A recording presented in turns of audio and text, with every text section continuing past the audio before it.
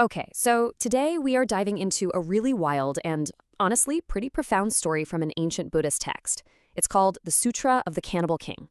And yeah, it is a tale of horror, but it's also about compassion and a transformation that you will not see coming.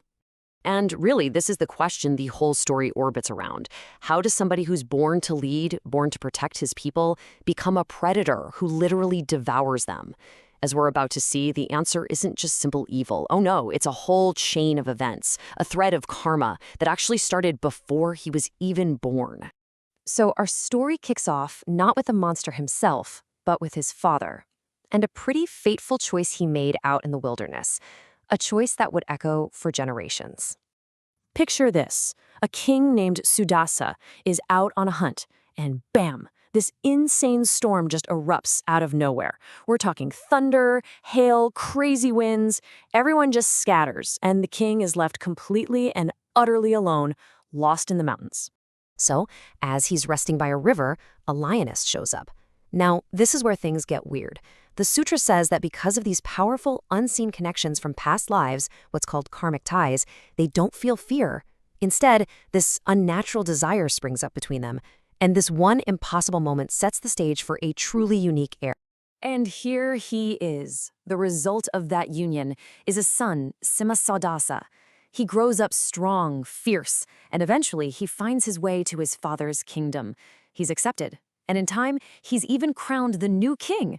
But you see, his animal nature, that inherited predatory instinct, it's always there, just simmering right under the surface. For a while, things were fine. He reigned as king, and he satisfied his carnivorous side with animals. But what happens when one tiny mistake awakens a far more terrible hunger? What happens when the karma of his birth finally comes calling? So, here's the crazy thing. This whole horror story starts by accident. The cook is making the king's dinner when a dog runs in and snatches the meat. Now, the cook is in a total panic. He knows the lion-headed king has a temper, and this mistake could literally cost him his life. So he does the unthinkable. He kidnaps a child, cooks the meat, and serves it to the king. The king has no idea what he's eating, but he absolutely loves it. He summons the cook and demands to know what kind of amazing meat he just ate. The cook, terrified, confesses everything. But instead of rage, the king pardons him and gives him this one bone-chilling command. Bring me this meat every day. And just like that, a monster is born. From that single horrifying demand, the king's dark appetite just spirals completely out of control. What started as a secret shame becomes a kingdom-wide reign of terror. Well, it doesn't take long for people to realize that their own king is the monster who's been stealing their children. And they snap. A furious mob surrounds the palace, ready to execute him. He's trapped, so he climbs a high tower and makes this desperate prayer to the mountain gods for a way out. And believe it or not, something answers. He's granted a pair of wings, and he flies away from the angry mob. But salvation like that always has a price. In return, he makes a vow. He will capture 100 kings from all the neighboring lands and sacrifice them to the gods who saved him. And he is terrifyingly good at it. He flies across the lands, snatching up king after king, imprisoning them all on a remote mountain peak. He has 99. He just needs one more to complete his gruesome sacrifice. But that 100th king he finds, he's different.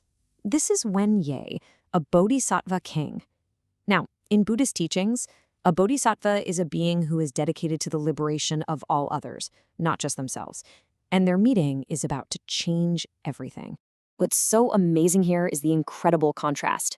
The cannibal king swoops down expecting to find terror. But Wen-Yu isn't afraid for himself. He's weeping, but not out of fear. He's weeping out of deep compassion for the 99 trapped kings, and even for the monstrous, suffering soul of his own captor. Wen-Yu doesn't fight, he doesn't run, he just makes a request. He'd invited a great teacher to his kingdom and promised his people they could hear the Dharma, the core teachings of Buddhism. He asks for just 7 days to keep his promise, and he gives his word that he'll surrender afterwards. The cannibal king, stunned by this fearless integrity, actually agreed. So 7 days later, true to his word, Wen-Yu shows up. But he hasn't just been preparing his kingdom. He's prepared the very teachings that are about to disarm this monster. As he's being carried away, Wen-Yu just starts teaching. He explains that the physical body Simha is so obsessed with is just a temporary illusion, that life itself is as fleeting as a flash of lightning, and crucially, that killing others to preserve this fleeting body is just a one-way ticket to infinite suffering, a cycle of violence that will never ever end. And this is just such a powerful moment. The cannibal king's mind starts to shift. The truth in these words just cuts through all the rage, the hunger, the desire for power, and it all just dissolves. He lands, releases Wen Yu, and then flies to the mountain and frees all 99 of his other captives, vowing right then and there to never eat flesh again. But hold on, the sutra isn't done with us yet. It reveals that this whole encounter wasn't just a coincidence. These two souls had met before. Their destinies were tied together by a karmic debt from a long, long time ago. So check this out. Countless ages ago, the soul of Siṃha Sūda was an eagle hunting a dove. The dove flew for protection to King Siṃha, who was the past life of Wen Ye. To save that tiny bird, King Siṃha offered the eagle an equal weight of his own flesh. Fast forward to this life, and the dynamic repeats itself. The predator hunts the innocent, and the bodhisattva offers a part of himself. Only this time, it's his wisdom to save everyone. And this is the central point the entire story has been building to. The sutra argues that because of these endless cycles of rebirth, every single living being we meet has at some point been our mother, our father, our child, our friend. And so it leaves us with this final, profound question that just kind of hangs in the air.